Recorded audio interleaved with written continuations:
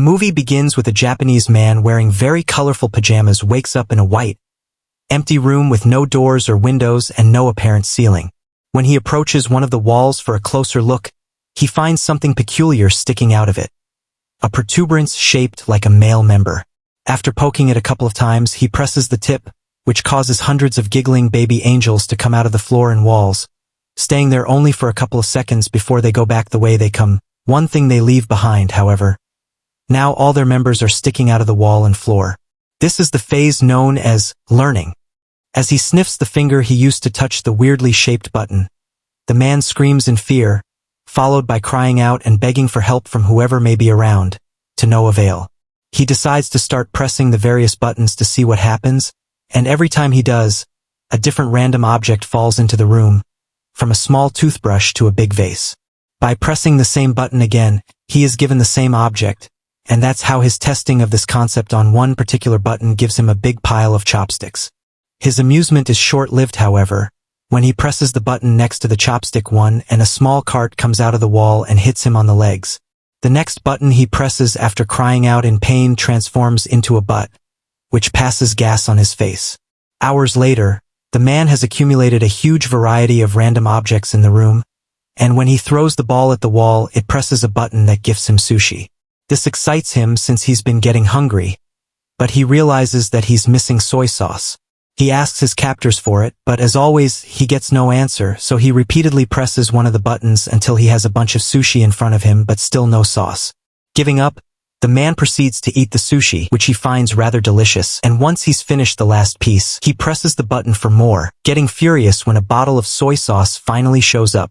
After angrily pushing the bottle out of the way, he presses a different button and gets a pair of old-school 3D glasses. When he puts them on, he manages to see a baby angel pointing at his member, and the man gets happy because he thinks he maybe found the answer. However, after pressing that particular button, all he gets is a countdown and a giant butt appearing from above to pass gas on top of him. Some hours later, he's read 5 volumes of a manga that he finds very entertaining, but when he presses a button to get the 6th, he gets the 7th instead. Frustrated, he starts trying other buttons which give him 8 and 9 but still no 6. The last button he tries, though, has an important surprise for him. It opens a section of the wall that hides a door behind it. The man celebrates this discovery, but in his excitement, he loses track of which button is the one that opens the exit. He tries one at random and shockingly sees an African tribesman run from wall to wall. The next one makes water fall on his head. The third one turns out to be the one he needs, and as soon as the wall opens, he runs to it, only to see it close on his face. His second try ends the same way, and it's then he realizes that the door stays open as long as the member tip is down, so he starts trying out different ways to achieve it. First, he goes for a runner position, pressing it with his foot. Next, he hits it with a fly swatter from as far as possible, hoping the distance will make a difference in his running time. None of these work, and neither do pulling it with a jumping rope or hitting it with the air sent by a fan. His following plan is to get on the cart and push it after pressing the button, but after a few tries, he comes to accept he simply can't control it. What he needs to do is find a way to keep the button tipped down. He puts the huge vase on top of it, but the button manages to stick back up again, so the man reaches the conclusion that he needs to fill the vase to make it heavier. First, he tries the water button, but it's pointless. No matter how hard he tries to redirect the water, it only falls on him and nowhere else. His next attempt involves filling the vase with sushi, but it becomes so heavy he can't even pick it up. The neck of the vase is also too narrow for his hand to go through, so the man has no other choice but to use chopsticks and remove a bunch of sushi piece by piece. Moments later, once he's removed enough, he manages to barely pick up the vase, so he does exactly that and takes it closer to the buttons. When he gets there, he finds himself having to put down the vase on the floor because he has lost which button it was again, and when he tries one, the African tribesman comes out and accidentally bumps into the base, causing it to crack and break in half. This sends the man over the edge, who, as he freaks out and yells non-stop, finds the right button and begins covering it with sushi. This, of course, doesn't work either, and the little member pops up among the rice. Then the man tries covering the button with tape, followed by tape plus a steel plate, but nothing works. After taking some painkillers to deal with the pain caused by the door every time it hits him on his back and a nap as well, the man wants to wash his teeth, so he presses a button to get water. It was the wrong button though, and this one reveals a rope falling from the ceiling. This instantly improves his mood because it gives him an idea for a new plan. He opens the door, then uses the rope to swing himself across the room and make it before the door closes. Sadly, when he tries to open the door behind the fake wall, he discovers it's locked. He returns to the room room just in time before the door closes, although it manages to hit him on his way out anyway, and in frustration, he kicks the wall, activating one of the buttons and revealing the key floating in the middle of the room. Like it happens with the door though, it goes away when the button perks out again, so the man must find a way to keep both the key in the room and the door open. First, however, he needs to find the button again because he got distracted and lost it. By observing more or less where his foot would have landed when he kicked the wall, he chooses a button, only to get a dog coming out of the wall to bark at him. The same happens with the next button, but luckily, the third try is successful. While keeping his eyes and a pointing hand at the button, the man walks backward and grabs a piece of sushi fish that he takes back to the wall to mark the right button with. When he presses it, however, the dog comes out again. This time he finds the button faster and proceeds with his plan. He makes the rope appear and swings on it to reach the different buttons, but it is still enough. As he falls to the floor, he sees a plunger he had gotten from one of the many buttons and gets an idea on how to solve his little issue. He can use the plunger to touch the wall and push himself farther. After one failed attempt, the plan goes smoothly, and the combination of swinging on the rope and pushing himself with the plunger allows him to press the button key,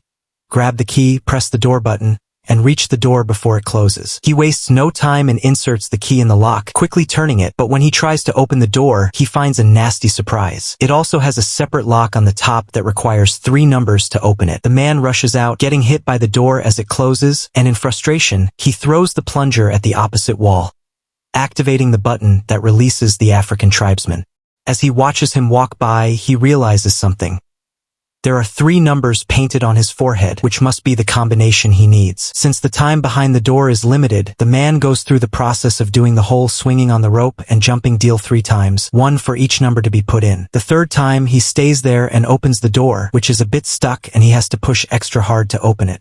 When he finally manages to do so, the piece of wall behind him closes, leaving him trapped and without enough room to finish opening the door. Devastated, the man sits on the floor and starts crying, remembering all the fun he had with the objects he had gotten from the buttons. He had been locked there too, but at least he had room to move and entertainment, and now he realizes he didn't appreciate what he had while he could. Suddenly, he feels a breeze on his face coming from the left wall. As soon as he touches it, he finds a crack that indicates it's a fake. He wastes no time and pushes the panel open before running out of there, soon reaching a mysterious hallway floating in a pitch-black area. It feels like he spends an eternity running towards an exit, and when he finally makes it to a room, his hair is longer and the colors of his pajama have faded. This room is also empty and the door he uses closes as soon as he enters, but instead of baby angels, here there are adult ones, who also disappear into the wall and only leave out their members to be used as buttons. This is the phase known as practice. Meanwhile, in a city in Mexico, little Antonio's family is worried because the father, a wrestler known as Escargot Man, is behaving more taciturnly than usual. His wife thinks it may be because this next opponent is much younger than him, but the grandfather points out that what matters is experience, not youth. Escargot Man is picked up by his daughter Sister Karen on her truck, and she drives him to the wrestling ring so he can start getting ready early, which includes changing clothes and praying to the Virgin. At school, Antonio is being bullied by his classmates for betting on Escargot Man, calling him a weak loser. As the time for the match to start approaches, Sister Karen takes her van again and picks up Antonio and their grandfather to take them to see Escargot Man in action. Karen doesn't stay though, and Antonio and his grandfather find some of the last seats for themselves right before the show begins. The first team that enters the ring are the Northern Tough Ones, formed by Super Demon and Tequila Joe. Then Escargot Man and his partner Silver Eagle come in under the team name Kiss Me a Lot. Silver Eagle is the first one to fight for his team with a brilliant beginning, but he's soon overpowered when the Northern Tough Ones fight him together instead of one-on-one. They keep gesturing at Escargot Man, but he refuses to do so until Silver Eagle pulls a trick to make Super Demon and Tequila Joe hit each other, allowing him to escape. Escargot Man is quickly overpowered as well, but just when his opponent is about to hit him with a chair, the man in the mysterious room presses a member button and causes Escargot Man to magically extend his neck and knock out both opponents with a hit of his head. In the room, nothing happens, which calls the man's attention, so he keeps pressing the same button, causing Escargot Man to knock out Silver Eagle, the referee, Antonio, and even the bell. Seeing no results, the man starts trying out different buttons. One causes the singer of a metal band to breathe fire above his audience during a concert in Los Angeles. The other makes a Russian magician fail his trick when he tries to make his assistant disappear, and the third one makes a man in China bark at his own dogs. The man is about to give up when he sees some light coming from above and notices that unlike the last room, here there is no ceiling and he can see the angels flying around in the distance. Instead of pressing the member buttons, he will use them to climb the walls. It works, and every time he grabs a button with his hands or steps on them with his feet, something amazing on earth happens, from flowers blossoming to an elephant dying. The highest he goes, the more complex the effects become. It's not only nature anymore, there is also humanity and both the little and the big things like a toaster and landing on the moon. By the time he makes it to the top, both the man's hair and beard had grown long, and he doesn't need to hold onto the wall anymore. Now he can float as well, just like the angels, and using all his experience gained from the training at the previous rooms, he embraces his role of God and begins choosing humanity's biggest hits on purpose instead of randomly pushing buttons. By the time he's done, he's surrounded by feathers instead of walls, and he enters a glowing portal that takes him to the last room. This one has the continents on its walls and a huge member button that the man is about to press. This is the phase known as future.